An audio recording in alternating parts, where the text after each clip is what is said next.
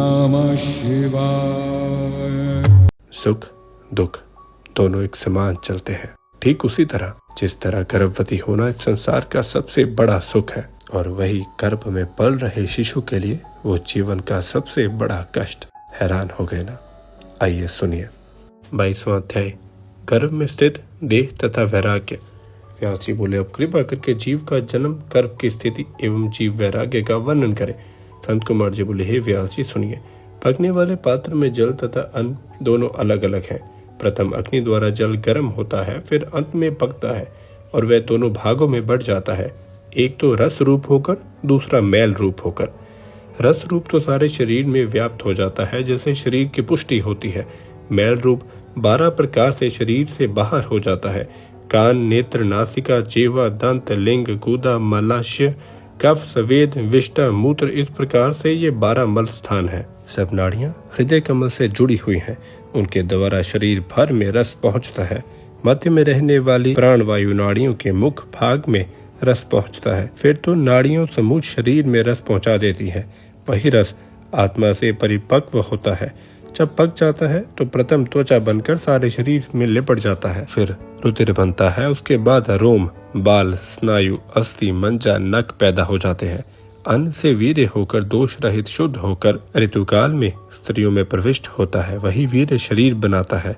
वायु से प्रेरित हुआ वीर्य स्त्री के रुधिर से मिलकर देह बनने लगता है। एक दिन में वह कलिल कहलाता है, फिर 5 रात्रि में बबूला के समान होता है, 7 रात्रि में मांस पिंड बनाता है एवं 2 महीने के अंदर ग्रीवा, कंधे, पीठ, छाती, पेट, हाथ, पैर लग जाते हैं।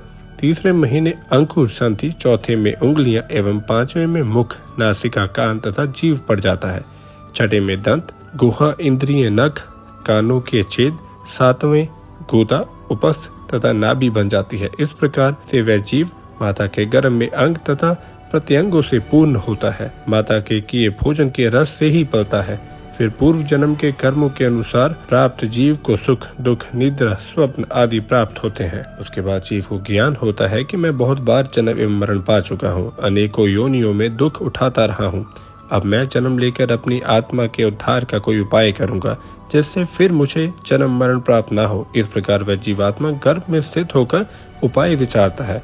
यहाँ तो पहाड़ से दबे हुए के समान कष्ट भोगता है, चरायु से बंधा रहता है, सुइयों के छिदने जितना उसे गर्भ में कष्ट भोगना पड़ता है। गर्भ के दुख के समान और कोई दुख नहीं।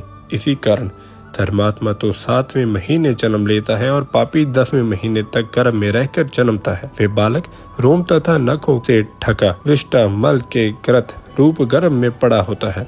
इसके देह में 365 पेशियां होती है एवं 3.5 करोड़ नाड़ियों के द्वारा हृदय तथा अदृश्य दोनों भांति का शरीर विशिष्ट होता है।